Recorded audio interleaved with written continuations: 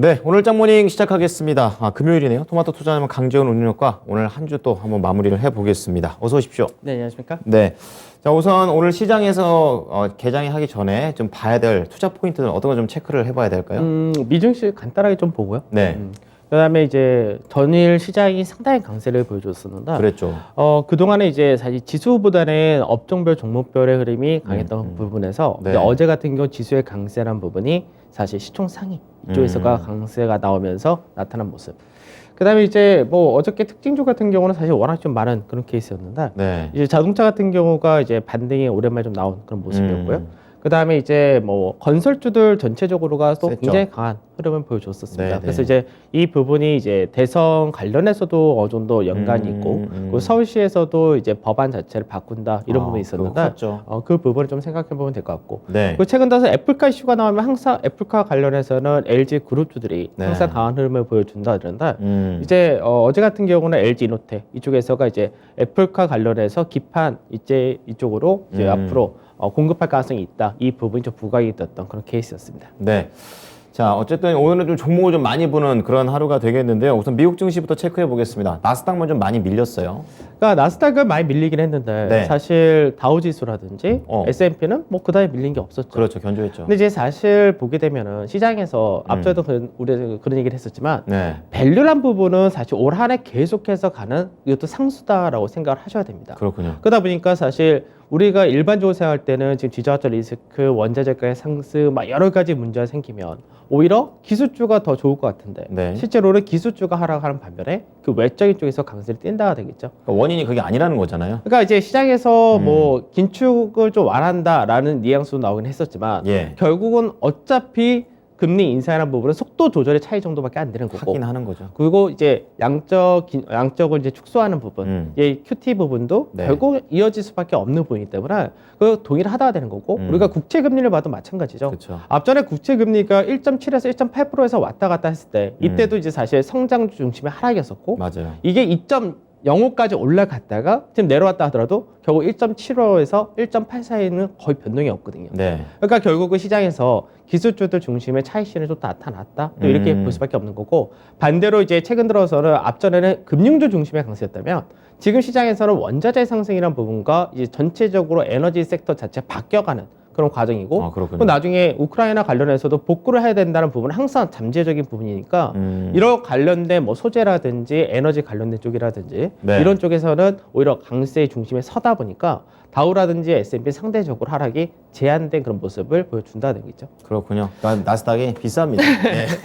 나스닥 지수 한번 보게 되면은 예. 이게 나스닥이 앞전에 이 바닥권에서 7% 상승했었잖아요. 그렇죠. 그래서 그때도 제가 그 얘기했지만 이렇게 바닥권에서 7% 상승하면은 네. 추가 상승 나오면은 접전 대비해서는 거의 10% 가까이 올라오기 때문에 세게 올라오죠. 그러면 바로 차익 실현 욕구가 발생될 수밖에 그렇다는 없습니다. 거죠. 예. 그래서 지금 보게 되면은 한번 강하게 움직이고 나와서 이제 어제까지 해서 5거래 동안에 숨고르기 조정을 한 거죠, 사실은. 네. 그러니까 뭐 어저께 미증시가 나스닥이 1.5% 급락했다 해서 시장이 다시금 굉장히 안 좋아진 거 아니야? 이게 아니죠. 그렇죠. 당연하게 급등하고 났으니까 그 과정이 숨고르기 이어진다. 이렇게 되는 거죠. 운용력께서는 최근에 이렇게 일별로 보지 말고 조금 멀리 보자는 관점으로 말씀하시죠. 예. 그러니까 이게 시장에서 지금처럼 변동성세 때 하루하루 보면은 별로 의미가 없는 게 네. 시장에서 중심의 선 쪽이 이미 어느 정도 나왔고 그 시장에서 코스피 같은 경우는 1월 달에 이미 진바닥이라는 얘기 계속 했었지만 그렇습니다. 바닥에 나와 있으면은 사실 여기서 추가적인 하락을 우려할 부분이 아니라 좀 더 내렸을 때는 싸게 산다는 관점을 갖고 가고 그렇군요. 바닥이 만들었으면 결국 위쪽 방향밖에 없기 때문에 네. 속도와 어떤 정도 세기의 차이 정도 이거밖에 없다고 말씀드렸었는데 예. 그래서 현재 나스닥 같은 경우도 숨고르기 잘한다고 생각하시면 될 것 같습니다. 그렇군요. 그래서 뭐 크게 생각하실 필요는 없고 예. 옆에 있는 게 변동성 지수인데 변동성 지수도 실질적으로 고가 만들고 나서 내려왔다가 네. 어제 같은 경우 이제 나스닥이 1.5% 하락했으니까 네. 어떻게 보면 변동성 지수 올라갈 것 같지만 실제로는 약세로 마감이 되었다 되죠. 네. 그러니까 시장에서 지금 현재 이 부분은 시장 전체적인 문제다 이렇게 생각하는 것이 아니라 예. 업종별 그리고 섹터별 여기서의 차이다 이렇게 생각하시는 것이 좋을 것 같습니다. 네. 자, 나스닥의 최근의 흐름 계속해서 급등락이 컸을 뿐 한 주 동안 놓고 보게 되면은 거의 그 자리에서 돌고 있다라는 부분을 말씀을 좀 해주셨습니다. 자, 그러면요 이제 국내 쪽으로 넘어와 보겠습니다. 업종별 어땠습니까? 굉장히 오랜만에 굉장히 이렇게 빨갛게 다 보이는 것 아주 같은데 좋습니다. 예. 좋죠. 예. 그러니까 이제 시장에서 이미 강세를 띠는 쪽은 신재생을 비롯해서 건설이라든지 조선, 네. 방산 주로 이런 쪽을 중심으로 강세 띄었는데 사실 지수가 올라가려면은 수급적인 부분이 좀 풀려줘야 된다 말씀드렸는데 그렇죠. 근데 그 시총 상위 이쪽에서 가려면은 외국인의 매수가 들어야 되고 이 외국인의 매수가 단기적으로 볼 때 러시아 관련된 쪽이 이머징 마켓에서 빠질 경우 그렇죠. 이때가 유입될 수 있다. 그러면 이것은 시총 최상위를 중심으로 들어오기 때문에 반등할 수 있는 그렇죠, 모멘텀이 그렇죠. 된다 이렇게 말씀드렸는데 예, 예. 어제 같은 경우 그런 거죠.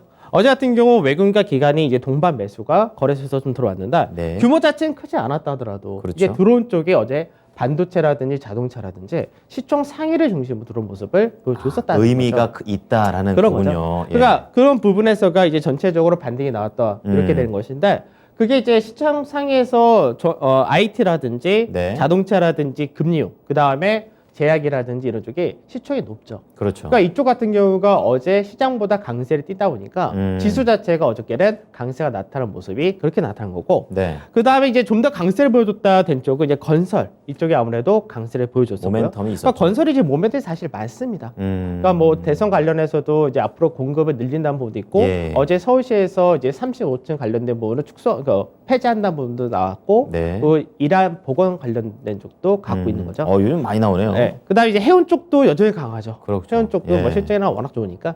그다음에 이제 어저께 제약 같은 경우는 셀트리온이 이제 급등을 하면서 네. 그래서 사실 뭐 확실한 내용은 아니었고 장중에 나왔던 약간 아직까지 찌라시 정도의 루머 네. 정도였는데 확정된 건 아닙니다. 음. 근데 이제 거기에 대해서 이제 기대치가 한번 붙은 그 모습을 보여줬었다. 그만큼 제약에 대한 거 좀 올라갔으면 좋겠다라는 마음이 느껴져요. 워낙에 낙폭이 제일 예. 크기 때문에 예. 그러니까 우리 시청자분들께서도 제약바이오를 상당히 많이 갖고 계시는데 그렇죠. 제약바이오가 사실 하락폭은 제일 많은 업종이 되어 있기 때문에 안타깝죠. 그래서 이제 예. 일부 종목들 같은 경우는 또 기술 수출 계약 같은 걸 맺으면서 네. 또 급등이 나오기도 하는데 전체적으로 볼 때는 아무래도 아직까지? 많이 힘들겠죠. 예. 자, 그럼 전체적으로 계속해서 이게 차트를 좀 보게 되면 궁금한 게 이제 대형주가 올라갔을 때는 중소형이 살짝 밀리고 그리고 대형주가 떨어졌을 때는 중소형이 또 올라가고 이게 저는 약간 이걸 좀 순환매로 보는데 맞습니다. 예, 3월 FOMC가 좀 지나가면 이제 어느 정도 주도주의 그런 형태가 좀 잡혀갈까요? 어떻게 보십니까? 그러니까 시장에서 제일 중요한 거는 네. 추세를 넘기는 게 제일 중요한데 추세. 그 추세를 넘기는 게 아직까지는 이제 네. 안 보여지니까 그렇군요. 그러니까 넘기는 과정이 나타나면은 그때부터는 수급적인 부분도 많이 풀릴 거고 그러니까 3월 연준회의가 끝나고 나면은 네. 불확실성 하나 제거된 것이 맞으니까 네. 수급도 더 좋아지겠죠. 그러니까 지금 현재 거래소 수급을 보게 되면 거래소가 거래대금이 이제 최근 더 다시금 늘죠. 평균 10조 이상을 유지한다가 되죠. 예, 맞습니다. 그러니까 거래대금이 증가한다는 부분은 시장에서 그만큼 손바뀜도 나타나지만 신규 매수 들어온다 됩니다. 활기를 띠죠. 괜찮은 케이스죠. 그렇죠. 그러면 이제 거래대금 자체가 더 늘어나면 예. 전반적인 상승이 더 나타날 수 있다는 거고, 네. 근데 거래대금이 예전보다 증가를 했으니까 예. 최소한 업종별 차별화 순환은 가능하다가 되겠죠. 그래서 거래대금의 증가라는 것이 상당히 중요한 겁니다. 그렇군요. 어쨌든 시장에 돈이 좀 몰려야 이게 또 흥망성쇠가 나오는 거죠. 자, 그럼 이제 종목으로 좀 넘어가 보겠습니다. 예스올로가 되겠는데요. 첫 번째 체크를 해보겠습니다. 이거 맞아요. 자동차, 이 러시아 반도체 공급 우려가 완화 바닥인가. 저는 이 자동차가 러시아하고 관련 얼마큼 연관이 있나 이 생각부터가 먼저 드는데, 예, 어떻게 보십니까? 네, 바닥 맞죠? 바닥이다? 예스입니다. 예스. 좀 더 자세히 들어보겠습니다. 그러니까 우리가 사실 현대차가 뭐 그저께 이제 인베스터 데이를 했고요. 예. 어제 같은 기아가 인베스터 데이를 했습니다. 그렇습니다. 그래서 사실 이제 앞으로 전기차에 대한 비중을 어떻게 키울 거며 네. 2030년까지 전체에서 전기차 비중을 얼마까지 만든다. 그리고 향후 영업이익을 얼마 만들고 이런 예. 비전들을 제시를 다 중요한 했었는데 거죠. 예. 굉장히 중요한 거죠. 그렇죠. 그래서 내용 자체를 보게 되면은 이제 전동화 부분 쪽에 대해서 비중이란 부분이 이제 명확하게 제시를 안 했던 부분을 네. 이제 구체적으로 제시를 했다 정도 됩니다. 그래서 뭐 170만 대, 뭐 100만 대 뭐 이런 식으로 현대차, 기아차 다 발표를 했는데 네. 근데 여기서 이제 사람들의 관심이 좀 쏠렸던 부분은 어떤 거냐면 예.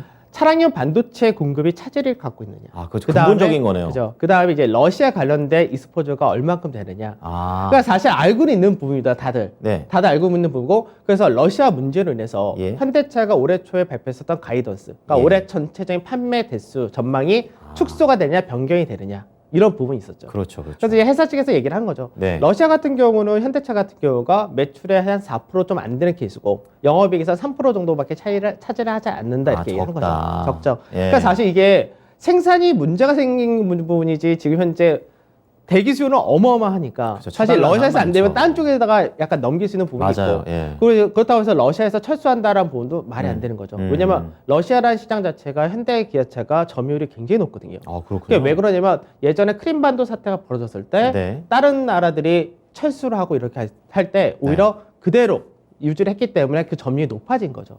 아, 그러니까 이게 그렇군요. 우리가 단순한 생각할 때는 전략이 좋습니다. 예. 단순하게 할 때는 이런 거죠. 내가 좀 힘든 여건에 처해져 있는데 그렇죠. 옆에 있는 친구가 나중에 정말 고마워진 거죠. 그렇죠. 등 돌리지 않고. 그죠? 그래서 그런 부분을 이어간다는 부분은 똑같은 것이고, 그래서 러시아 쪽에서 문제 생긴다 하더라도 실제 문제 없다. 그 다음에 또 하나가 이제 차량용 반도체 부분, 이 부분인데, 네네. 올해 초에 현대차 그룹이 발표할 때 뭐라고 했었냐면은 1분기까지는 작년 하반기와 마찬가지로 이제 반도체 공급이 중간중간에 좀 쉽지는 않을 거다라고 얘기를 했었고, 그렇군요. 2분기부터 이 부분은 완화가 될 것이고, 하반기 되면 거의 정상화 될 거다. 이런 예. 관점이었었는데, 이 부분은 거의 동일하다고 얘기를 한 거죠. 음. 그래서 자동차 2월달, 예. 2월달 차량 판매 대수를 보게 되면 전년 대비해서 증가가 나온 거죠. 예. 그러니까 사실 작년에 차량용 반도체 문제가 발생된 거는 4월달부터 발생이 되었고 작년 3월달까지는 문제가 없었거든요. 예. 그럼 뭐 작년 2월달보다 차량 대수가 증가했다는 얘기는 반도체 수급 자체도 어느 정도 정상화로 가고 있다. 이렇게 보는 거죠. 그럼 이게 계속 근본적이긴 하지만 이걸 계속 악재로 봐야 됩니까? 악재로 볼 이유가 없는 거죠, 사실. 그렇죠. 다 근데 알잖아요. 문제는 뭐냐면 예. 시장의 영향이죠. 아. 시장이 안 좋거나 이런 러시아에 대한 매출 비중이 3%밖에 안 된다 치는데 네. 그 영업이익이라는 여기서 3%가 사실 큰 부분은 아니거든요. 근데 사람들이 생각할 때는 러시아에 대한 수출이 금지될 수 있어. 이런 생각까지도 확대된 거죠. 네. 그러니까 이게 결국은 이것도 해소시킨다가 돼버렸는데 예. 심리적인 부분이 약할 때는 약세장에서 더 많이 빠지는 모습을 보여준다가 되겠죠. 실제로. 그렇군요. 그래서 이제 그런 부분이 나타나는데 그러니까 실적이라는 부분에서는 뭐 굉장히 싸졌죠. 오히려 더 싸진 케이스였죠. 네, 그러니까 작년 기준으로 할 때는 한 9.5% 정도 되는 게 현재 내려왔네요. 주가 6.2%까지 떨어지니까.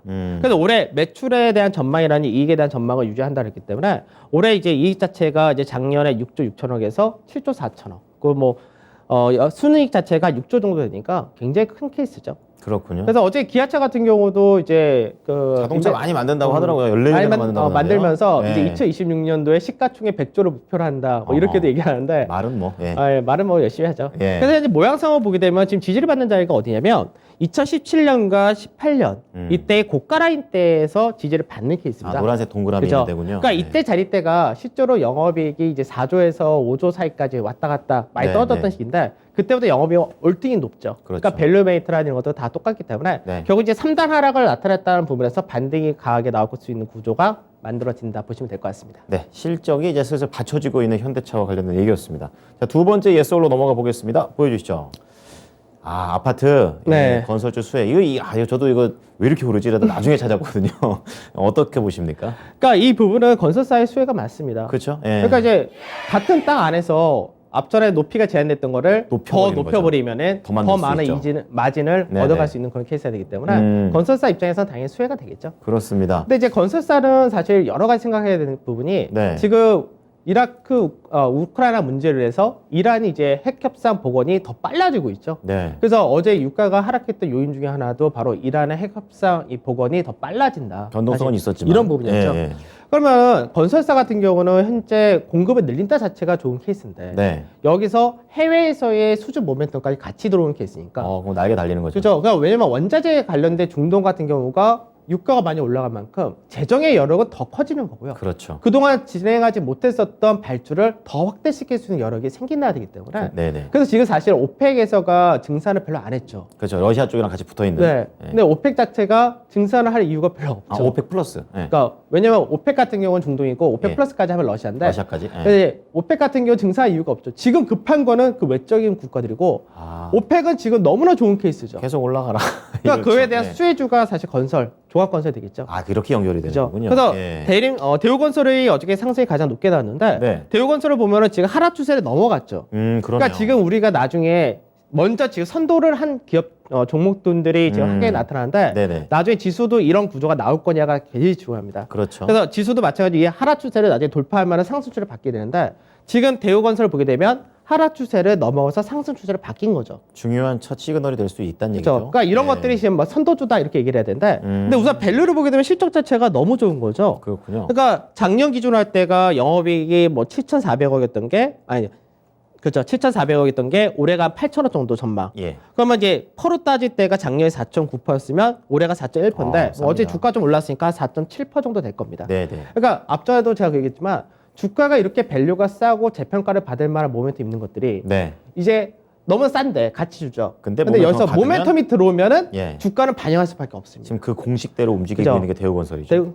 대우건설뿐만 다른 건설 다른 다 건설 강합니다. 다. 그래서 지금 현재는 이제 눌리면 노리셔야죠. 이런 것들은. 그렇군요. 그러니까 지금 뭐 어저께 상승했다. 왜 단기간에 지금 20%가 넘게 상승했기 때문에 급합니다. 예. 이런 거 같은 경우는 쫓아가면은 단기 조정을 받을 수밖에 없기 때문에 네. 눌리면 항상 체크를 하셔야 됩니다. 좋습니다. 예, 결국엔 눌림이 가장 최고의 포인트가 되겠습니다.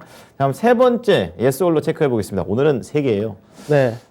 애플카. 이거 얘기 나올 때마다 이제 LG가 같이 움직이죠. 어떻게 보십니까? 근데 이제 사실 예. 이게 지금 당장 하는 게 아니라 2023년도 아직 협상이 타결된 것도 아니고 선정이 확실된 건 아닙니다. 근데 이제 LG 이노텍이 이제 기판 쪽에 대해서 이제 그쵸. 투자를 한다 이런 부분이 작년에 이미 공시를 했었거든요. 네. 근데 그 공시한 내용을 작년에 공시할 때 뭐라 했냐면 2월 22일 날 확정 공시를 하겠다라고 했었는데 네. 그게 어저께 같이 나오니까 연결됐다. 이런 식으로 이제 해석이 된 거군요. 해석이 된 거죠. 그러면 지금 현재는 전 노입니다. 이미 알고 있다라고 보시는 거죠? 네, 이게 예. 반영이 됐던 부분인데 네네. 그리고 이게 2023년도부터 시행할 수 있는 부분이라서 네. 바로 주가로 탄력 있게 가기에는 이제 어느 정도는 시간이 쉽지 있는 않다. 거군요. 그죠? 예. 사실 이제 LG로텍은 작년 하반기 어마어마했었죠. 그렇죠. 작년 하반기에 뭐 쭉쭉 올라갑니다. 단기간에 100% 가까이 올라갔으니까 네. 엄청난 상승을 보여줬었는데 다만 이제 여기서 체크해야 될 부분은 뭐냐면 네. LG노텍은 사실 이제 코로나 인해서 다른 생산 기지가 애플에 이제 납품하는 다른 생산 기지가 생산 차질에 빚어서 상대적인 수혜를 많이 받던 케이스였거든요. 그렇죠. 근데 사실 앞으로도 갈 가능성이 굉장히 높은 것이 LG노텍인 게 자동차 센서라든지 앞으로 무궁무진하기 때문에 그래서 이제 시작이죠. 그래서 이제부터 본격적으로 간다는데 다만 올해를 볼 때는 예. 올해 실적이 더 크게 증가할 수 있는 케이스는 아닙니다. 아. 그러니까 실적 전망을 보면 올해 작년 같은 매출이 한 14조 가까이 15조 예. 가까이 나왔었고 예. 올해도 매출이 거의 15조죠. 그러네요. 거의 변동이 없습니다.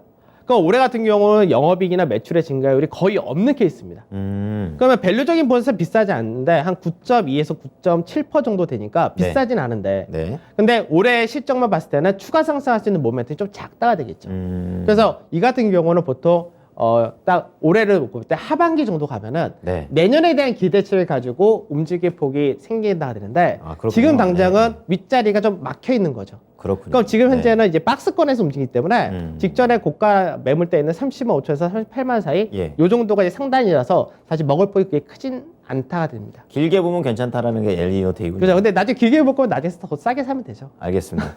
자, 그럼 이제 선물 시장 좀 체크를 해보겠습니다. 어떻습니까? 포지션 자체가. 선물 같은 경우는 이제 좀 재밌을 것 같습니다. 어떻습니까? 왜 그러냐면 예. 지금 이제 중요한 가격대가 21선 자리. 그러니까 예. 월요일 날 제가 설명을 해드릴 때 이 박스권의 중간 마디가 364.3에서 366.3포인트. 살짝 넘겼네요. 그 가운데가 살리는 게 중요하다라고 예. 했는데 그 가격대를 이제 어저께 올라갔죠. 자, 살렸죠. 그러면서 21선까지도 회복했다 되는데 예. 그럼 이제 중간 바디까지 올라온 상태에서 이제 다음 주가 공교롭게 선물 옵션 동시 만기입니다. 그렇죠. 그럼 다음 주에 어떻게 흐름을 볼 거냐? 그러니까 오늘 같은 경우는 안착만 하면 되는 케이스가 되겠죠. 예. 어저께 돌파를 했으니까. 네. 그러면 이 날짜를 다음 주에 생각할 때 MSCI 이머징 마켓에서 러시아가 빠진다고 했었죠. 그 돈이 오죠. 그 돈이 종가 기준인데 언제냐면 3월 9일 수요일 날 종가 기준입니다. 네, 네. 근데 공교롭게도 우리나라가 선거일입니다. 예, 쉬죠. 그러면은 목요일 날부터 바로 반영이 들어오는 되는 거고. 목요일 날 들어오는데 목요일 날이 선물 옵션 동시 만기입니다. 야, 이거 어떻게 됩니까, 그러면? 그러면 목요일 날 종가로 들어와야 되는 게 예. 목요일 날 장중부터 꾸준히 들어올 수 있는 케이스가 될 수가 있죠. 그렇게 되는군요. 그러면은 시장에서 위쪽 바에 대한 무게치가 더 높아진다는 높아진다. 겁니다. 올라간다 정도. 그래서 옵션을 보게 되면 옵션에서가 이제 검은색이 어저께 종가 요 사이가 되는데 여기서 보면 지금 풋 쪽은 거의 없습니다. 예. 외국인들 포지션 갖고 있는 게 거의 없다 생각하시면 되고 콜 쪽에서는 367.5에서 370 여기가 우선 콜 매도가 약간 있기 때문에 여기서는 막혀 있다가 되는 겁니다. 단기적으로. 네. 근데 이제 그 밑에서 갖고 있는 콜 매수가 현재는 더 우위이기 때문에 여기서는 위쪽에다 무이 실는 건데 요 367.5에서 370에서 숨고르기 좀 하고 그 다음에 윗자리 372에서 375란 자리 때 무게를 많이 실어놓은 거죠. 외국인과 기관 둘 다. 외국인은 위로, 외국인과 기관 위로 본다. 네, 위로 보는 거죠. 예. 그러면은 372.5란 자리 때가 박스권 상단 자리가 되니까 네. 저 상단을 넘어갈 가능성이 다음 주에 높아진다 된 거죠. 그렇군요. 그래서 제일 중요한 거는 저자에 올라가서 380이라는 자리대가 앞자리 박스권 하단에서 저희가 제일 어려운데 네. 지금 이게 전체 추세거든요. 예. 전체 추세가 가면 갈수록 점점 낮아지기 때문에 이달 말 정도 되면은 380짜리가 추세의 상단이 되기 때문에 전에 넘어간 순간 국내 증시 이제 하락 추세를 끝낸다가 되는 겁니다. 약간 아까 그 대우건설 차트처럼 될 확률이 높다. 네. 얼마 안 남았기 때문에 전략 바로 들어가 보겠습니다. 전략 보여주세요. 예. 네, 전략을 보게 되면은 우선은 투자 심리 자체는 개선이 돼가고 있는 겁니다. 네. 거래 대금의 증가가 나온다는 얘기니까.